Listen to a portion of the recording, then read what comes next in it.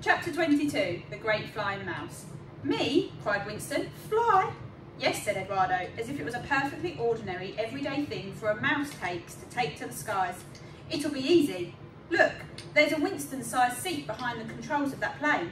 We'll take it up to the roof and you can set off from there. You'll be at the North Pole in no time at all. You might even meet Father Christmas's sleigh on the way.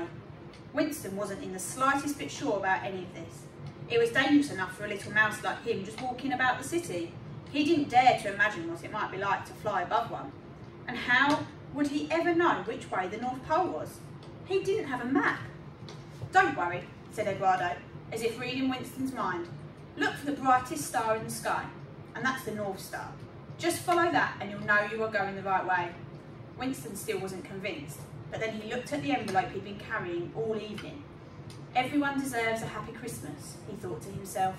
He had to fly that plane to the North Pole and complete his mission, no matter how scary it was. He stuck out his chin and nodded. I'll do it, he said. Oh, bravo, hooted Eduardo, beaming.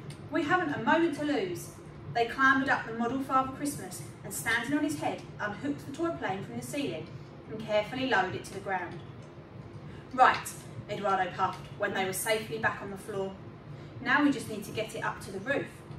Winston thought of all the hundreds of steps that wound up and around the 5 stories from the entrance hall, and he groaned.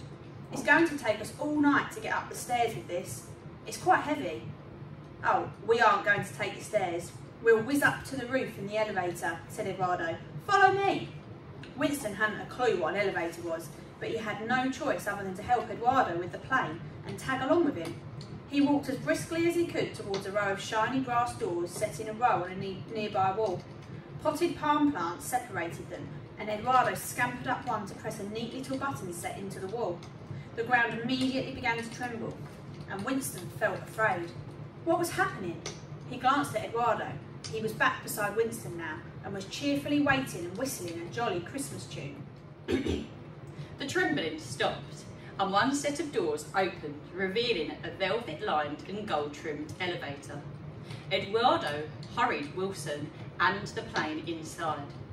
He clambered up the velvet wall coverings and pressed a little button that was hidden behind a small plate underneath rows of other larger buttons. The entire thing started to shake and shudder as it began to whoosh upwards. That's a secret button for getting straight to the roof, said Eduardo proudly. Only important staff like me know about it. Winston would never forget the short journey in the elevator. He didn't know what was up or down. He was jostled all about and he tumbled over several times. It was a relief when they came to a stop and the doors flew open with a smart little ding of a bell. They dragged the plane out onto the roof and looked about in silence. The weather had taken a turn for the worse, whilst Winston had been inside the department store. A fearful wind roared and howled, and thick curtains of snow swirled around him, making it very difficult to see. Winston gulped. His fur was prickling with nerves.